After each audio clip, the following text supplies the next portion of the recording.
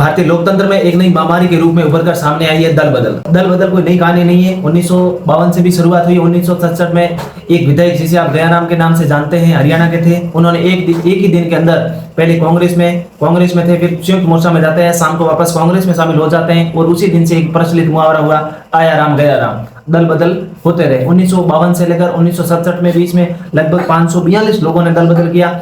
1967 में केवल 12 महीनों में 438 लोगों ने दल बदल किया। दल बदल की ये प्रवृत्ति बढ़ती जा रही थी। इस पर अंकुश लगाने के लिए प्रधानमंत्री राजीव गांधी ने 1985 में संविधान में 10वीं अनुसूची जोड़ी और 52वां संविधान संशोधन लाया गया, जिसके तहत ये प्रावधान किया गया, अगर कोई विधायक अपनी स्वेच्छा से पार्टी छोड़ता है तो अयोग्य माना जाएगा। अगर कोई निर्दलीय विधायक है और वो जीतने के बाद किसी दल में शामिल होता है तो भी अयोग्य हो जाएगा।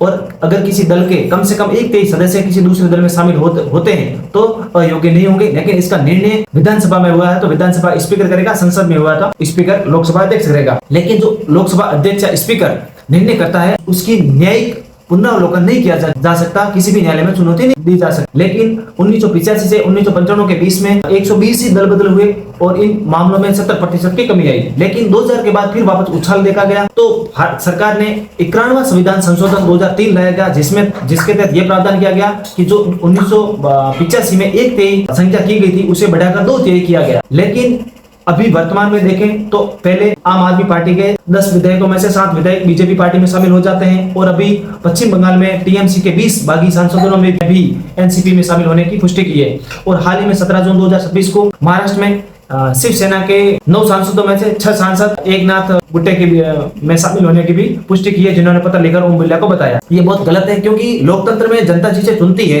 वो एक व्यक्ति या दल के आधार पर वोट करती है। लेकिन वही जनता की आकांक्षाओं को या उनके उद्देश्यों को नकार कर अपनी लालच, पद, प्रतिष्ठा और पाने के लिए वो दल को छोड़कर दूसरे दल में शामिल हो जाता है। सरकार ने 1/3 से 2/3 किया, लेकिन उन्होंने ये भी जुगाड़ निकाल लिया। अब ये महामारी बहुत तीव्र गति से बढ़ रही है, इस पर अंकुश लगाना अनिवार्य है। आपकी क्या राय है? क्या दल बदल होना चाहिए, नहीं होना चाहिए? कमेंट में राय जरूर दीजिए। मिलते हैं नेक्स्ट वीडियो में। धन्यवाद।